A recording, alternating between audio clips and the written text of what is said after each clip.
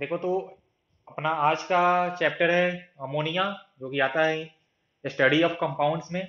और मैंने थोड़ा सा यहाँ पे लिखा है उसके बारे में कुछ इंट्रोडक्शन। मैं उसको एक बार रीड करता हूँ, किसी को डाउट हो तो मेरे को स्टॉप करके पूछना, नहीं तो मैं फिर से वो कंटिन्यूअसली बोलते जाऊंगा। सबसे पहले हमने लिखा है कि ammonia is a colourless gas and has characteristic pungent smell. ठीक है, वो एक कलरलेस गैस होता है और उसका स्मेल जो होता है वो काफी मतलब कि स्ट्रॉन्ग स्मेल होता है, गंदा स्मेल होता है, पंजेंट स्मेल होता है उसका। ओके। उसके बाद हमने लिखा है कि इसका मोलिकुलर फॉर्मूला होता है NH3, ये सबको ही पता होगा। और इसमें जो बॉन्डिंग होता है वो होता है पोलर कोवैलेंट बॉन्ड, तो मैंने वो भी लिखा है। उसके बाद हमने लिखा है इसका मोलिकुलर मास तो होता है 17। और नेक्स्ट पॉइंट मैंने लिखा है अकरेंस ऑफ अमोनिया। तो नेचुरली हमारे आसपास लगभग हर जगह ही अमोनिया मौजूद है, तो मैंने वही यहाँ पे कुछ लिखा है कि air, soil, water, plants, animals, humans, हर जगह या हर चीज में आपको अमोनिया पाया जाता है। और मैंने नीचे में लिखा है कि ह्यूमंस में कैसे आता है अमोनिया, या कैसे हमारे शरीर में अमोनिया प्रोड्यूस होता है, वो मैंने लिखा है नीचे में कि in humans ammonia is made when the body break down food containing protein. जब हमारे शरीर में जो खाना जिसमें प्रोटीन होता है ना, वो जब ब्रेक होता है तो वो बनाता है amino acid and ammonia. Amino acid ये एक ऑर्गेनिक एसिड है ये। तो वो जो खाना में जो प्रोटीन होता है वो ब्रेक होता है तो बनाता है अमीनो एसिड एंड अमोनिया। और फिर ये जो आपके शरीर में बनता है अमोनिया, वो होता है कन्वर्ट इनटू यूरिया। तो ये ammonia then converted into urea. Okay. और नेक्स्ट मैंने यहाँ पे लिखा है कि pungent smell near decaying plant, मतलब कि जब कोई प्लांट ऐसे डिके होता है या जब भी कोई एनिमल्स का बॉडी भी डिके होता है, या तुम ऐसा बोल दो कि जब भी कोई ऑर्गेनिक मैटर डिके होता है तो वहां पे अमोनिया गैस रिलीज होता है, या वहां पे अमोनिया गैस फॉर्म होता है। और वो जो गंदा स्मेल होता है वो due to formation of ammonia ही होता है। और मैंने नीचे एक पॉइंट और लिखा है कि नियर टॉयलेट जो आपका स्मेल होता है वो भी होता है due to formation of ammonia, क्योंकि हमारे बॉडी में यूरिया होता है और वो थ्रू यूरिन जब बॉडी से बाहर आता है तो वो फिर से अमोनिया में होता है कन्वर्ट। मतलब कि जो आपका यूरिया था वो in the presence of carbon dioxide वो अमोनिया में कन्वर्ट होता है। और इसलिए टॉयलेट के करीब में जो भी तुम्हारा वो पंजेंट स्मेल आता है, ये सब कहानी तुम्हारा हो गया कि उसमें अमोनिया का भी हाथ होता है, रीजन होता है। ठीक है, इसमें किसी को कोई कष्ट बोलो। ओके। अब देखो मैंने यहाँ पे नेक्स्ट लिखा है डिफरेंट फॉर्म्स ऑफ अमोनिया। तो जैसे हमने तुमको पहले ही बताया कि अमोनिया एक कलरलेस गैस होता है, तो जो सबसे पहला इसका स्टेट आता है या फॉर्म आता है वो तो आता है गैसियस फॉर्म ही। तो सबसे पहले हमने लिखा है गैसियस अमोनिया। इस स्टेट में तुम्हारा जो अमोनिया होगा वो गैसियस फॉर्म में रहेगा।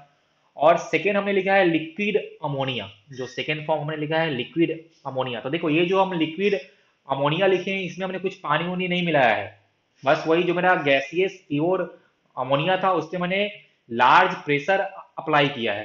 ठीक है ना, या हम उसको बोलते हैं कि अमोनिया गैस को कंप्रेस करने के बाद, तो कंप्रेस करने का मतलब ये हुआ कि हमने उस पर लार्ज प्रेशर अप्लाई किया है, तो वो जो आपका गैसियस अमोनिया होता है वो लिक्विड फॉर्म में चेंज हो जाता है। तो वही हमने लिखा है कि लिक्विड अमोनिया।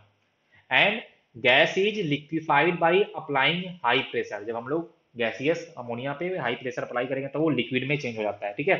और ये जो आपका लिक्विड अमोनिया होता है ये इसका प्योर फॉर्म ही होता है। देखो मैंने यहाँ लिखा है कि प्योर फॉर्म ऑफ अमोनिया, ये होता है pure form of ammonia.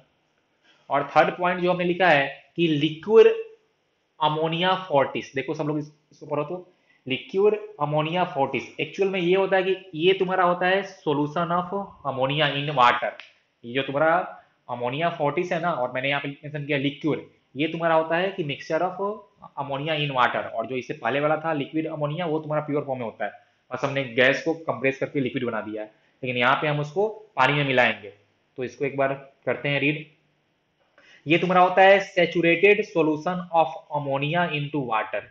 Saturated solution का मतलब सबको पता है ना कि और ज्यादा आप उसमें कोई भी चीज को मिक्स नहीं कर पाओगे। तो ये जो आपका अमोनिया फोर्टिस होता है वो होता है saturated solution of ammonia into water, water is solvent.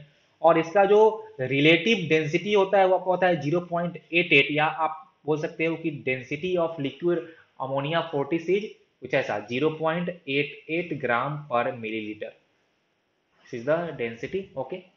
और ये जो अमोनिया 40 हमने बनाया है, अमोनिया का सैचुरेटेड सॉल्यूशन इनटू वाटर, इसमें कंसंट्रेशन होता है अमोनिया का 35.6%। अमोनिया का जो कंसंट्रेशन होता है वो 35.6% होता है। और अगर वाटर में आपका 35.6% अमोनिया है तो मतलब वो कंसंट्रेटेड सॉल्यूशन है, अमोनिया का वो कंसंट्रेटेड सॉल्यूशन हो गया। ओके। अब देखो मैंने नेक्स्ट में फोर्थ पॉइंट लिखा है कि लेबोरेटरी बेंच रिएजेंट। एक्चुअल में होता क्या है ना कि ये जो मेरा अमोनिया 40 है वो होता है कंसंट्रेटेड वाला उसका फॉर्म होता है, और जो हम लोग लैब में करते हैं यूज वो होता है डाइल्यूट फॉर्म में। तो वही आपका फोर्थ वाला हो गया उसका स्टेट या फोर्थ वाला फॉर्म्स हो गया है कि लेबोरेटरी बेंच रिएजेंट। तो ये भी आपका अमोनिया का सॉल्यूशन पानी में ही होता है लेकिन ये डाइल्यूट होता है। तो ये आपका हो जाएगा dilute solution of liquid ammonia used in lab. ये हम लोग लैब में करते हैं यूज उसका डाइल्यूट सॉल्यूशन। इसमें किसी की कोई तकलीफ नहीं, तुम्हारा हो गया सब फॉर्म्स ऑफ अमोनिया। ठीक है ना? बोलो। हाँ। देखो अपना नेक्स्ट टॉपिक है यूज ऑफ अमोनिया। तो हमारे इंडस्ट्री में ammonia one of the most important chemical जो प्रोड्यूस होता है उसमें ये होता है शामिल, क्योंकि हमारे डेली लाइफ में अमोनिया का बहुत ही वाइड यूजेज है। ठीक है। और उसमें मैं कुछ यहाँ पे लिखता हूँ, तुम लोग उसको याद रखना। अमोनिया का यूज जो आपका होता है वो होता है एज अ फर्टिलाइजर। ये एक बहुत ही इंपॉर्टेंट फर्टिलाइजर होता है for the growing of food. और कहा जाता है कि ऑलमोस्ट 90% ऑफ द अमोनिया जो कि इंडस्ट्री में बनता है वो आपका जाता है फर्टिलाइजर बनने में। मतलब कि 90% जो अमोनिया आपका प्रोड्यूस होगा उसका एक ही यूज होता है वो फर्टिलाइजर में, और बाकी 10% का आपका और भी यूज है। तो फर्टिलाइजर तो बहुत ही हुआ ना इंपॉर्टेंट, क्योंकि हमारे फूड ग्रो के लिए चाहिए। ओके। तो ये आपका हुआ फर्टिलाइजर। उसके बाद आपका आता है एक्सप्लोसिव मटेरियल भी बनाने के लिए अमोनिया काम करते हैं use to make explosive material. और तुमने उस दिन पहले सुना था कि कहीं पे वो हुआ था ना एक्सप्लोजन किसी कंट्री में, बेरठ में शायद हुआ था ना, क्या कहाँ हुआ था? हाँ बेरठ में। तो हाँ वहाँ तो वहाँ पे जो उस एक्सप्लोजन का मेन मेन कारण था वो कहा जा रहा है कि वहाँ पे अमोनियम नाइट्रेट वहाँ पे स्टोर करके रखा गया था। तो वो अमोनियम नाइट्रेट तुम्हारा अमोनिया से ही बनता है। तो ये एक्सप्लोजिव मटेरियल भी बनाने में इसका यूज होता है। इसके अलावा पेस्टिसाइड्स बनाने में इसका यूज होता है। प्लस आपका इसका यूज होता है प्लास्टिक बनाने में।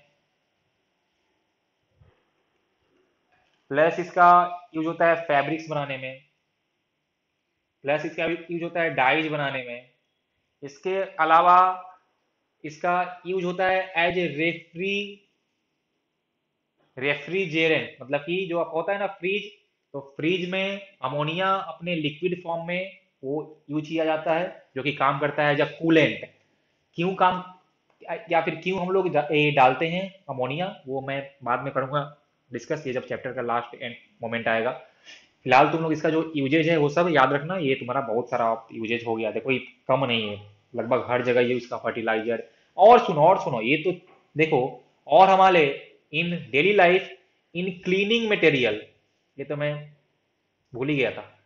क्लीनिंग मटेरियल्स में मतलब कि घर में जो होता है ना साफ सुथरा वाला सामान, जैसे कॉलिंस जो आप लोग करते हैं वो यूज उसमें होता है आपका अमोनिया। उसके अलावा जो भी बाथरूम क्लीनर या जो भी ये सब में आपका क्लीनिंग मटेरियल्स में अमोनिया रहता है।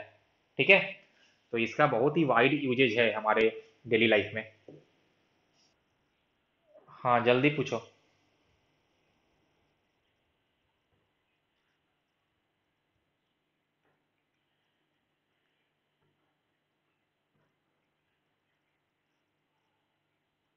फिर से बोलो, तुम्हारा आवाज साफ नहीं आया।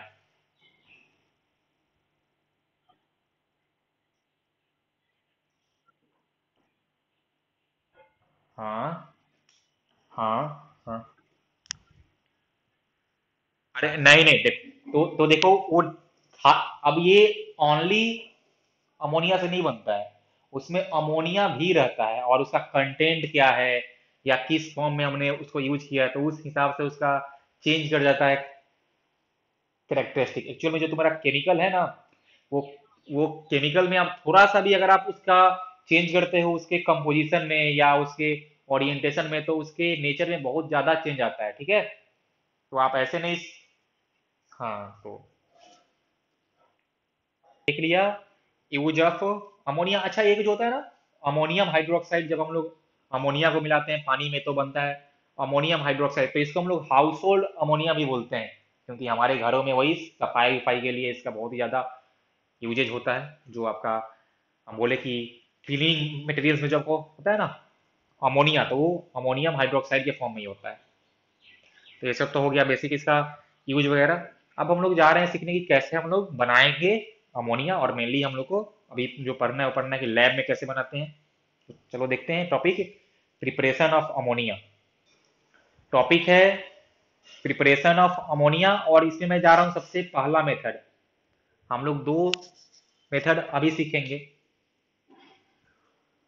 और एक थर्ड भी आएगा, तीन सीखेंगे हम लोग। चलो तीन मेथड सीखेंगे, तो उसमें पहला हम देखते हैं क्या है।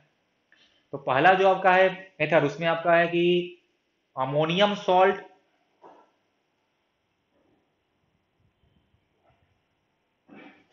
जब हम लोग अमोनियम सॉल्ट को वार्म करते हैं विथ कैल्शियम हाइड्रोक्साइड या फिर पोटेशियम हाइड्रोक्साइड या फिर सोडियम हाइड्रोक्साइड।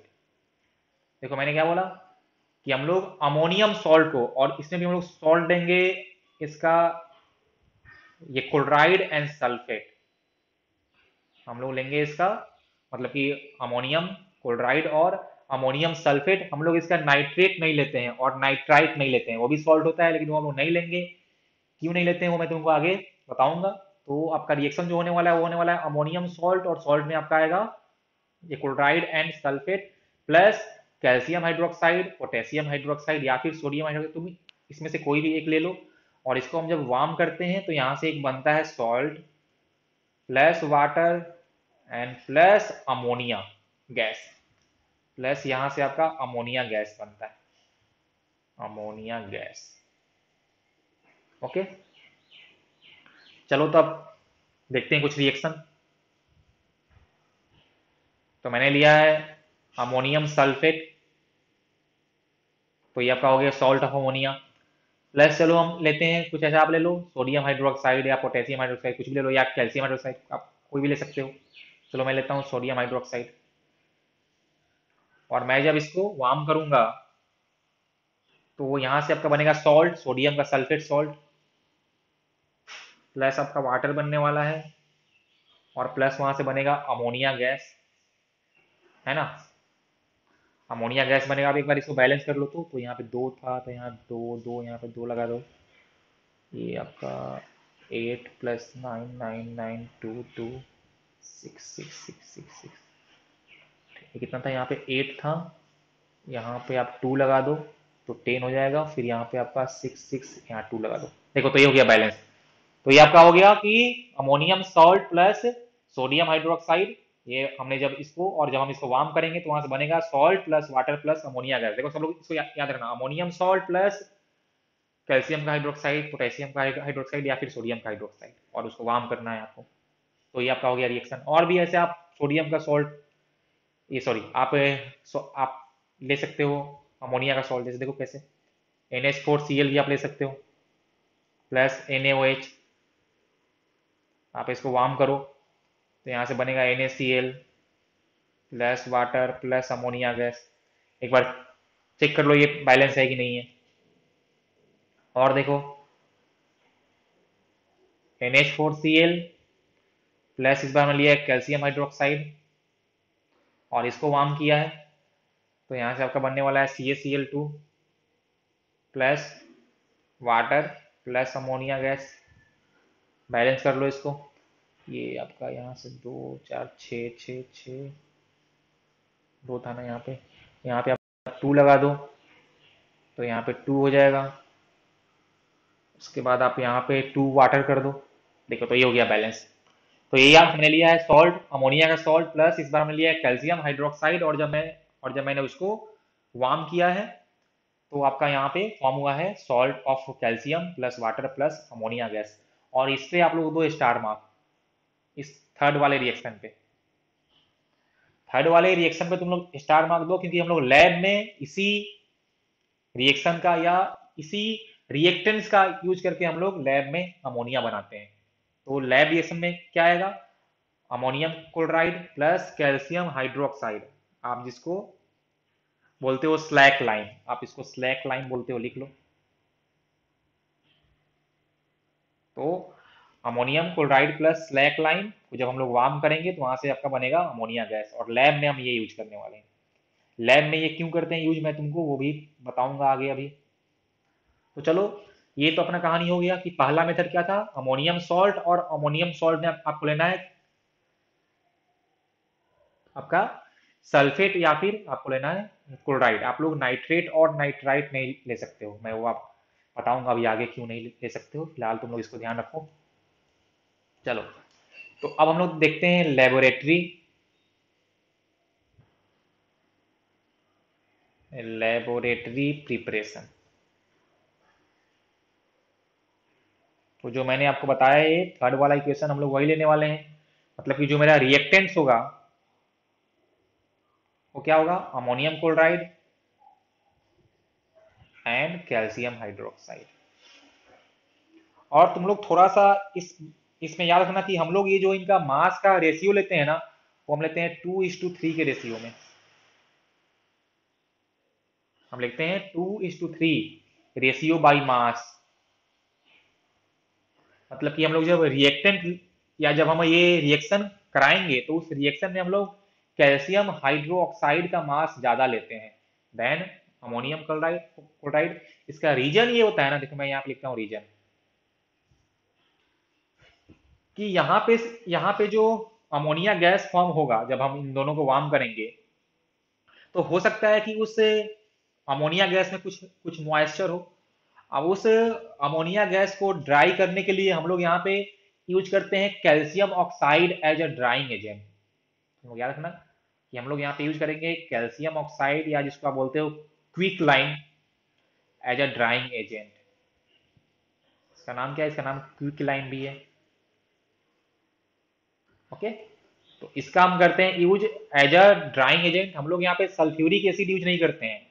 जैसे हमने सीखा था कि जब हम HCl बनाए थे लैब में, तो वहां पे हमने यूज किया था concentrated sulphuric acid as drying agent, लेकिन यहाँ पे हम लेंगे calcium oxide as a drying agent, क्योंकि अमोनिया गैस जो होता है वो आपका बेसिक गैस होता है, तो एसिड से हो सकता है कि रिएक्ट कर जाए। तो इसलिए हम लोग यहाँ पे क्विक लाइन लेते हैं जो कि अमोनिया से रिएक्ट नहीं होता है, तो फिर मेरा जो भी कंपोजिशन था वो चेंज नहीं होता है, और ये ड्राइंग एजेंट कैल्शियम ऑक्साइड उससे अमोनिया से का जो मॉइस्चर था उसको वो एब्जॉर्ब भी कर लेगा। तो देखो अब मैं क्या बोलता हूँ इसका रीजन, हम लोग एक्स्ट्रा लेते हैं कैल्शियम हाइड्रोक्साइड ताकि वार्म करने के बाद ना, during warming some calcium hydroxide converted into calcium oxide and keep NH3 warms. मतलब कि आपका जो अमोनिया गैस फॉर्म होगा वो उसको वो वार्म रखेगा। तो इसलिए हम लोग एक्सेस में क्या लेते हैं, हम लोग लेते हैं एक्सेस में कैल्शियम हाइड्रोक्साइड। तो ये बातें तुम लोग याद रखना। ओके, तो ये हो गया तुम्हारा अपना रिएक्टेंट। अब सब लोग एक बार अपने बुक का डायग्राम देखो, तो क्योंकि यहाँ पे डायग्राम तो मैं वो नहीं बनाऊंगा, तो सब लोग जल्दी से अपना एक बार बुक करो तो ओपन, और वो जो लैब वाला डायग्राम है वो तुम लोग देखो तो, सबने देखो तो उस हाँ, देखो तो उस बुक में तुमको एक राउंड फ्लास्क दिख रहा होगा जो कि टिल्टेड रखा हुआ है। तो पहला सवाल यही उठता है कि हम लोग उसको टिल्टेड क्यों रखे हैं। तो एक्चुअली में हम लोग उस राउंड फ्लास्क को हीट सप्लाई करते हैं बाहर से, और इस रिएक्शन में आपका वाटर भी फॉर्म होता है। तो हम चाहते हैं कि जो वाटर फॉर्म हो वो आपका जो टिल्टेड फ्लास्क से होके आपका, मतलब क्या बोलते हैं कि वहां से सेपरेट हो जाए। इसका मतलब कि जहां पे मेरा फ्लास्क को हम हीट सप्लाई कर रहे थे, जहां पे उसका हॉट पार्ट था उधर वाटर ना चला जाए, क्योंकि अगर वो वाटर उस हॉट पार्ट में चले जाएगा तो हो सकता है कि आपका जो वो फ्लास्क था वो डैमेज हो सकता है। तो इसलिए हम लोग उसको स्लैंटेड रखते हैं कि जो वाटर फॉर्म हो वो वापस उस हॉट रीजन में ना जाए। तो एक तो ये हो गया आपका। तो हम लोग उस राउंड फ्लास्क में लेंगे आपका ammonium chloride and calcium hydroxide का मिक्सचर, और उसको हम वार्म करेंगे, उसको हम हीट करेंगे बाहर से। फिर वहां से आपका अमोनिया गैस फॉर्म होगा जो कि वहां से एस्केप होगा, और वो जब वहां से एस्केप होगा तो हम उसको एक ट्यूब से पास कराएंगे। देखो सबको एक ट्यूब दिख रहा होगा, और वो ट्यूब आपका जाएगा कि हम लोग क्विक लाइन और भी स्टोर रखते हैं, हम लोग क्विक लाइन और भी बाहर से स्टोर करके रखते हैं, मतलब कैल्शियम ऑक्साइड हम लोग बाहर से स्टोर करके रखते हैं, जो कि करता है एक एज अ ड्राइंग एजेंट। तो हम लोग जो अमोनिया फॉर्म हुआ था उसको हम लोग एक बार ड्राइंग एजेंट क्विक लाइन से पास कराते हैं, और वहां से पास करने के बाद हमको मिलता है ड्राई अमोनिया, और उसको उसके बाद हम करते हैं कलेक्ट। तो देखो उसको कलेक्ट करने के लिए हमने एक थर्ड जार वहां पे लिया हुआ है, और अमोनिया को हम लोग करते हैं collect by downward displacement of air method. सब लोग यहाँ पे देखो, हम लोग अमोनिया को करते हैं कैसे कलेक्शन, इसका होता है collection by downward displacement of air. क्योंकि ये एयर से लाइट होता है, या ऐसे बोलो कि एयर जो होता है वो अमोनिया से हेवी होता है। तो एयर अगर हेवी है तो वो आ जाएगा नीचे, तो एयर आ जाएगा नीचे और अमोनिया आपका चला जाएगा ऊपर। तो आप उसको कलेक्ट कर सकते हो। तो ये मैंने लिखा है कि by downward displacement of air method, और हम लोग इसको वाटर से कलेक्ट नहीं करते हैं, नॉट कलेक्टेड बाई वाटर। क्यों बोलो जल्दी? इट इज नॉट कलेक्टेड, हाँ, बाई वाटर, क्योंकि ये हाईली सोलूबल होता है। तो ये तुम लोग याद रखना इसका कलेक्शन। अब हम देखते हैं इसका रिएक्शन। रिएक्शन क्या होगा बोलो, तो जो हमने वहां लिखा है वही तो होगा जो ऊपर में लिखा है। तो NH4Cl, 2NH4Cl plus calcium hydroxide, इसको जब हम वार्म करेंगे तो फॉर्म होने वाला है आपका, यहाँ मैं लिखता हूँ इस साइड में, CaCl2 plus 2H2O plus 2NH3। ये तो ये आपका हो गया है लेबोरेटरी रिएक्शन। तो सब लोग इसको याद रखना कैसे हमने लैब में बनाया था।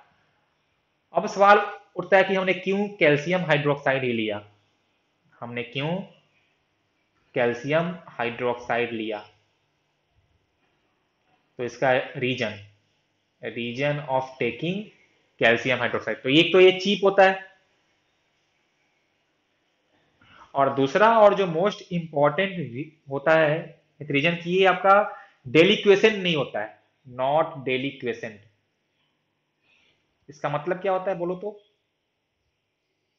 मतलब कि ये वाटर में, या ये मॉइस्चर एब्जॉर्व करके उसमें घुल नहीं जाता है, आप ऐसे बोल सकते हो। बाकी जो आपका वो पोटेशियम हाइड्रोक्साइड है और सोडियम हाइड्रोक्साइड वो होता है डेलिक्वेसेंट। ठीक है, तो वो कहीं पे अगर उसको कुछ मॉइस्चर मिला तो वो उसको एब्जॉर्ब करके खुद उसमें डिजॉल्व हो जाएगा। तो इसीलिए ऐसा कुछ ना हो, इसलिए हम यूज करते हैं कैल्शियम हाइड्रोक्साइड। तो इसका दो हुआ रीजन, एक तो चीप होता है और एक ये डेलिक्वेशन नहीं होता है। तो सब लोग इन सब बातें को याद रखना। ये सब भी तुमसे पूछ सकता है कि क्यों हम लेते हैं कैल्शियम हाइड्रोक्साइड, या फिर तुमसे इसमें सवाल आ सकता है कि हम लोग क्यों इस प्रोसेस में ड्राइंग एजेंट हमने क्विक लाइन लिया है, हमने कंसंट्रेटेड सल्फ्यूरिक एसिड क्यों नहीं लिया। तो लिखना कि कंसंट्रेटेड सल्फ्यूरिक एसिड आपका अमोनिया जो कि बेसिक होता है नेचर, उससे वो रिएक्ट कर सकता है, तो इसलिए हम उसको नहीं लेते हैं। फिर हम लोग इसको वाटर से क्यों नहीं करते हैं कलेक्ट, तो वो भी तुमने सीख लिया। चलो ये सब हो गया। तो ये पहला हुआ मेथड जहाँ पे हमने लैब वाला भी सीख लिया। तो लैब में भी हम लोग पहले मेथड से ही बनाते हैं। अब आते हैं सेकेंड मेथड पे। तो सेकेंड मेथड जो है वो आपका हम लोग यूज नहीं करते हैं, क्योंकि ये आपका कॉस्टली होता है, ये आपका कॉस्टली होता है। और सेकेंड जो आपका मेथड है वो है एक्शन ऑफ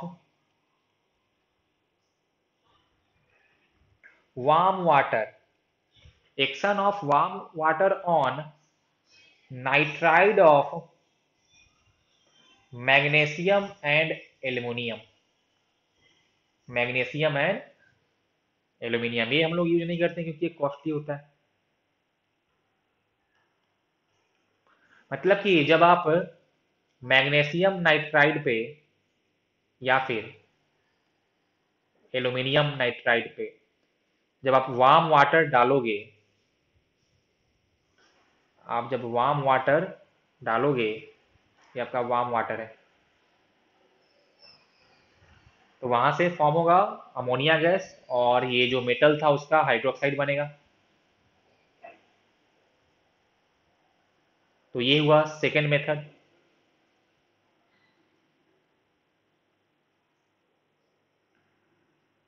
ठीक है ना, इसको बैलेंस करते हैं तो 3 यहाँ पे लगा दीजिए, 3, तो आपका हो जाएगा 6। आपका यहाँ पे 2 था ना, तो यहाँ कर दो 2। देखो तो अब है बैलेंस क्या? 3 3 3 3। अब यहाँ करना होगा ना, 2 यहाँ पे और 6 यहाँ पे। यहाँ पे 6 हो जाएगा, यहाँ पे 6 हो जाएगा ना। अब ठीक है, अब देखो तो। हाँ अब ठीक है, अब ठीक है। हाँ अब ठीक है। अब देखो यहाँ पे, और यहाँ पे 2 2 2। हाँ हाँ हाँ, बोलो। ठीक है, बोल। हाँ हाँ हाँ, अब हो गया, यहाँ भी हो गया, यहाँ भी हो गया। तो ये हुआ तुम्हारा सेकेंड मेथड की action of warm water on nitride of magnesium and aluminium. यहाँ से भी अमोनिया गैस बनता है, लेकिन हम लोग ये यूज नहीं करते हैं। तो ये हमने दो तरीका सीख लिया है। अब नोट्स में तुम लोग एक एक बात लिखो। देखो हमने तुमको क्या बोला, जब हम लोग अमोनियम सॉल्ट को वार्म करते हैं with calcium hydroxide, sodium hydroxide और पोटेशियम हाइड्रोक्साइड, तो वहां से अमोनिया गैस फॉर्म होता है। लेकिन हमने तुमको कहा था कि उस अमोनियम सॉल्ट में तुम अमोनियम नाइट्रेट को अमोनियम नाइट्रेट को एंड अमोनियम नाइट्राइट को, तुम इन दो को इंक्लूड मत करना, क्योंकि इनको वार्म करने के बाद तुमको अमोनिया गैस नहीं मिलता है। और रीजन ये है कि दे डिकम्पोज ऑन हीटिंग। और एक तो जो आपका ये अमोनियम नाइट्रेट है, वो हाईली एक्सप्लोजिव भी होता है, तो उसको हीट करना तो सेफ है नहीं। तो एक ये भी रीजन है। और बाकी जो आपका अमोनियम नाइट्राइट है, आप उसको भी अगर हीट करते हो तो भी वो डिकम्पोज हो जाएगा, तो आपका जो पर्पस था वो फुलफिल नहीं हो पाएगा। तो दे डिकम्पोज ऑन हीटिंग,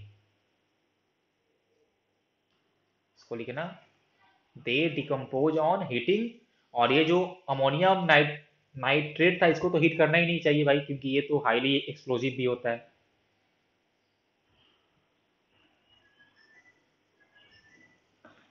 ठीक है, तो इसलिए हम लोग अमोनियम नाइट्रेट और अमोनियम नाइट्राइट का यूज नहीं करते हैं।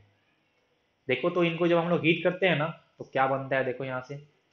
जब आप अमोनियम नाइट्रेट को हीट करते हो, तो वो होता है decompose in nitrous oxide and plus आपका वाटर में, इसको हम बोलते हैं nitrous oxide.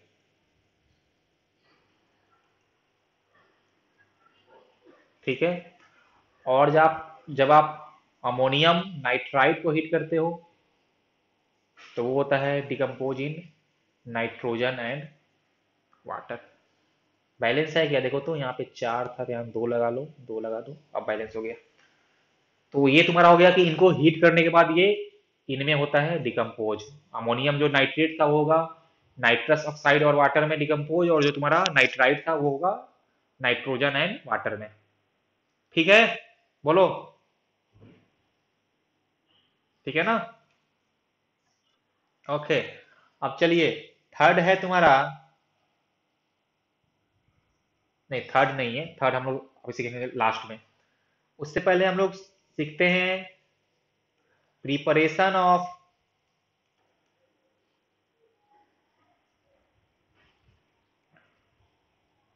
Ammonia solution in water. कैसे हमको वाटर में अमोनिया को घोलना चाहिए, या जिसको हम बोलते हैं एक्वस सॉल्यूशन ही बोलते हैं इसको हम लोग। तो देखो, this process is similar to the, जो अपना था ना कि हम लोग HCl गैस से कैसे HCl एसिड बनाते थे, कुछ याद है सबको ना? Inverted funnel. अरे कुछ याद आया, बोलो। तो वही हम लोग यहाँ भी यूज करेंगे, और क्यों करेंगे बोलो तो जल्दी। Same reason.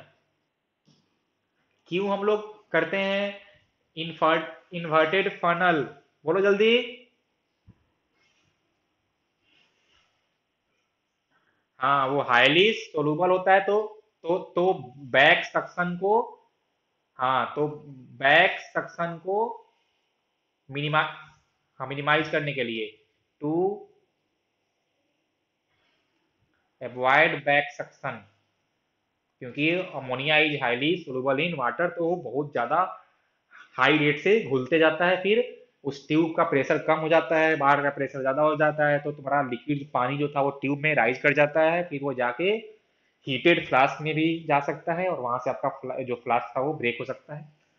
तो इसलिए हम लोग इन्वर्टेड फनल अरेंजमेंट करते हैं, जो मैंने यहाँ पे आपको डायग्राम देखिए बना दिया है। यहाँ से आपका गैस आएगा, अमोनिया गैस, और पानी में मिलेगा। चलो, अब आज का लास्ट मेथड कि हम लोग कैसे बनाते हैं ammonia, and the most important one, तो हम जा रहे हैं थर्ड मेथड बनाने अमोनिया, और ये आपका होता है industrial, this is industrial preparation of ammonia. ठीक है, लैब में तो हमने वो बनाया था अमोनियम क्लोराइड और कैल्शियम हाइड्रोक्साइड से, लेकिन इन इन इंडस्ट्री हम लोग डिफरेंट मेथड से बनाते हैं, क्योंकि भाई आपका पर्पस अलग है। अब आपको लार्ज स्केल पे करना है प्रोड्यूस, तो हमको जो रिएक्टेंट चाहिए वो आसानी से मौजूद भी होना चाहिए। ठीक है, तो ऐसा नहीं कि हम लोग अमोनियम क्लोराइड और कैल्शियम हाइड्रोक्साइड लेके बना रहे हैं। हमारा जो हमको अगर इंडस्ट्री में बनाना है तो हमको ह्यूज अमाउंट में रिएक्टेंट चाहिए। तो देखो, जो हम लोग रिएक्टेंट यूज करेंगे, वो आपको ऐसा फील भी होगा कि हाँ, ये हमारे आसपास बहुत ह्यूज अमाउंट में मौजूद भी है। तो नेक्स्ट है तुम्हारा इंडस्ट्रियल प्रिपरेशन, और इसको हम लोग बोलते हैं हेबर्स प्रोसेस, और ये बोर्ड्स के लिए बहुत ही इंपॉर्टेंट है, हेबर्स प्रोसेस। इस पे सब लोग 3 स्टार मार्क दे दो। चलो देखते हैं, पहले सबसे पहले हम लोग चेक करते हैं क्या होता है रिएक्टेंट्स। तो इसका जो रिएक्टेंट्स लेते हैं वो हम लेते हैं नाइट्रोजन एंड हाइड्रोजन गैस, जो कि देखो हमारे आसपास बहुत इजीली अवेलेबल है। तो हम लोग लेंगे nitrogen and hydrogen gas. Okay, इनका जो रेशियो होता है बाई वॉल्यूम, 1/3 1:3 बाई वॉल्यूम। हम लोग जो रिएक्शन में इनका वॉल्यूम का रेशियो लेंगे वो लेंगे 1:3 बाई वॉल्यूम। ठीक है, तो ये तुम्हारा हो गया रिएक्टेंस नाइट्रोजन एंड हाइड्रोजन। अब इस रिएक्शन, या ऐसे बोलो कि हम लोग हेबर्स प्रोसेस से, या for the industrial preparation of ammonia, ये जो नाइट्रोजन और हाइड्रोजन चाहिए होता है वो कहाँ से आता है? तो हम लोग नाइट्रोजन लेके आते हैं by the fractional distillation of air. ये सबको सबको है ना पता है क्या होता है फ्रैक्शनल डिस्टिलेशन? बोलो जल्दी। पता है कि नहीं है? नहीं पता है। देखो होता क्या है ना कि हम लोग पहले जो हमारे पास, हम लोग जानते हैं कि जो हमारे पास हवा है आसपास, उसमें लगभग 78% का क्या होता है नाइट्रोजन। तो पहले हम लोग हवा को कूल करते हैं, और कूल करके उसको बनाते हैं लिक्विड, और फिर उसको हीट करते हैं। तो जो उसमें डिफरेंट गैस होते हैं उनका बॉइलिंग पॉइंट होता है डिफरेंट। तो डिफरेंट टेम्परेचर पे आपके डिफरेंट जो गैसेज होते हैं वो हवा बन के उड़ते जाते हैं। फिर ये जो आपका नाइट्रोजन है वो बाद में बचा रहता है, तो जब वो अपने बॉइलिंग पॉइंट पे पहुंचता है तो वो वहां से गैस बन के निकलता है, तो हम लोग उसको कलेक्ट कर लेते हैं। मतलब कि हम सिंपली यहाँ पे, नहीं नहीं नहीं, लेकिन इसका बॉइलिंग पॉइंट कितना है वो हम लोग को पहले से होता है पता। तो जैसे वो टेम्परेचर रीच करता है, हम लोग को समझ में आ जाता है कि वहां से अब नाइट्रोजन ही आ रहा होगा, तो हम लोग उसको करते हैं कलेक्ट। ठीक है, और ये तुम्हारा हो गया हाइड्रोजन गैस। तो तुमने क्लास 9 में एक सीखा होगा, बॉस प्रोसेस, कुछ याद है? कुछ याद है? क्लास 9 में था, हाँ। हाँ, तो उससे हम लोग बनाते हैं हाइड्रोजन, तो फिर हम लोग ये यूज करते हैं। तो ये तुम्हारा हो गया रिएक्टेंट्स, कैसे उनको बनाते हैं। और जो तुमको ये रिएक्टेंट्स लेने हैं नाइट्रोजन और हाइड्रोजन, ये अपने ड्राई फॉर्म में होना चाहिए, मतलब ये होना चाहिए ड्राई गैस, इनमें मॉइस्चर नहीं होना चाहिए। ओके, तो ये तुम्हारा हो गया रिएक्टेंट्स वॉल्यूम का रेशियो हो गया। और कुछ देखो, यहाँ पे हम लेते हैं कुछ कैटलिस्ट, और यही सब तुमसे पूछता है कि हम लोग इस हेबर्स जो प्रोसेस है उसमें क्या लेते हैं, कैटलिस्ट क्या लेते हैं, प्रोमोटर, टेम्परेचर कितना होना चाहिए, प्रेशर कितना होना चाहिए, ये सब तुमसे पूछता है कंडीशन। तो देखते हैं कैटलिस्ट। तो कैटलिस्ट होता है तुम्हारा फाइनली डिवाइडेड आयरन, मतलब एकदम उसको बहुत छोटा छोटा पीसेज में। और हम लोग क्यों करते हैं उसको फाइनली, हम लोग क्यों लेते हैं फाइनली डिवाइडेड आयरन, क्योंकि it it provides large surface area to the reactants to the reactants and increase the rate of reaction, increase the rate of reaction। Okay, अब देख लो क्या लेते हैं, तो ये तो हो गया आपका कैटलिस्ट। नेक्स्ट हम बात करेंगे प्रोमोटर का, और वो हम लेते हैं मोलिबेडनम या फिर एल्युमिनियम का ऑक्साइड। ये तुम लोग को अगर एग्जाम में पूछे तो तुम लोग लिखना मोलिबेडनम, क्योंकि ये ज़्यादा इफेक्टिव होता है और ज़्यादा वाइडली हम लोग इसको यूज करते हैं। तो मोलिबेडनम एक्ट एज प्रोमोटर। तो कैटलिस्ट हो गया, प्रोमोटर हो गया, रिएक्टेंट्स हो गया। अब देखते हैं कंडीशन फॉर रिएक्शन। तो टेम्परेचर जो तुम्हारा है वो होना चाहिए 450 डिग्री सेल्सियस से 500 डिग्री सेल्सियस के आसपास। और प्रेशर जो होना चाहिए आपका ना, वो नियरली चलिए को एबव 200 एटीएम। एबव देखो ये बहुत ही ज्यादा हाई प्रेशर है, मतलब कि ये जो हम लोग इंडस्ट्री में अमोनिया बनाते हैं वहां पे प्रेशर तुम्हारा बहुत हाई होता है, लगभग 200 एटीएम। मतलब कि जो हमारे वहां के कंटेनर्स होने चाहिए या जो पाइप होने चाहिए वो बहुत ही ज्यादा स्ट्रांग होने चाहिए, नहीं तो तुम्हारा इतना प्रेशर नॉर्मली सह पाना पॉसिबल है नहीं। तो ये सब बातों का ध्यान रखना पड़ेगा। हालांकि प्रेशर जितना ज्यादा होता है रेट ऑफ रिएक्शन उतना फास्ट होता है, लेकिन आप अगर जितना ज्यादा प्रेशर बढ़ाओगे फिर हो सकता है कि वो सेफ्टी फिर आपका एक कंसर्न हो जाए कि ज्यादा प्रेशर बढ़ाने से जो आपका पाइप है वो फट भी सकता है। तो इसलिए हम लोग 200 से ऊपर होना चाहिए, तो हम लोग 200 से जस्ट ऊपर 250 एटीएम के आसपास हम लोग प्रेशर यूज करते हैं। तो तुम लोग लिखना एबव 200 एटीएम। अब देखते हैं कि क्या होता है रिएक्शन। तो रिएक्शन जो आपका होगा वो होता है देखो N2 प्लस 3H2, ये सब तुम लोग याद कर लेना। और ये होता है रिएक्शन रिवर्जिबल, और यहां से फिर आपका फॉर्म होता है अमोनिया 2NH3, और प्लस यहाँ से हीट भी फॉर्म होता है। ये एक रिवर्सिबल रिएक्शन होगा। एक ऐसा रिएक्शन, ये आपका रिएक्शन है रिवर्सिबल, रिवर्सिबल एंड एक्जोथर्मिक। कैसा है रिएक्शन, रिवर्सिबल एंड एक्जोथर्मिक। तो ये आपका हो गया N2 प्लस 3H2, और यहाँ पे आपको लिखना होगा catalyst iron, comma molybdenum as a promoter, temperature 450 degree Celsius to 500 degree Celsius and pressure above 200 ATM. तो अगर तुमको क्वेश्चन में ऐसा है कि write down the reactions for Haber's process with favourable condition, तो आपको ये पूरा लिखना पड़ेगा। ठीक है, तो इसको तुम लोग याद रखना। और ये होता है रिवर्जिबल एंड एक्जोथर्मिक। अब देखो होता क्या है कि हमको रिएक्शन के लिए 450 500 डिग्री सेल्सियस का टेम्परेचर चाहिए होता है। और हमने ये भी सीखा कि ये जो आपका रिएक्शन है वो एक्जोथर्मिक होता है, मतलब कि आपने स्टार्टिंग में अगर टेम्परेचर 450 से 500 मेंटेन किया था, तो जब रिएक्शन खुद से होने लगेगा ना, तो वो खुद ही जब हीट करेगा प्रोड्यूस, तो वो हीट सफिशियंट होता है कि आपका वो टेम्परेचर 450 से 500 तक मेंटेन कर ले। तो आप स्टार्टिंग में हीटिंग के बाद में अपना बाहर का हीटिंग जो था उसको आप हटा भी सकते हो। तो जो रिएक्शन से ही हीट होगा प्रोड्यूस, वही अपना काम कर सकता है उस टेम्परेचर को मेंटेन करने के लिए। ठीक है कहानी, जल्दी बोलो।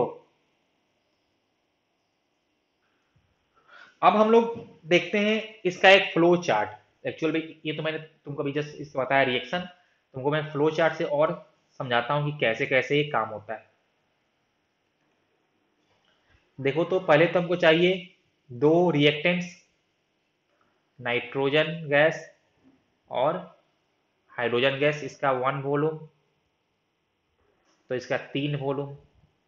अब जैसे ही ये मेरे गैस हमको मिल गए, dry nitrogen and dry hydrogen, फिर हम लोग इनको एक साथ मिला के, या ऐसे बोलो कि इनके मिक्सचर को हम लोग, इनके मिक्सचर पे हम लोग अप्लाई करते हैं हाई प्रेशर, कितने का, 200 या एबव 200 एटीएम का प्रेशर इस पे अप्लाई करेंगे।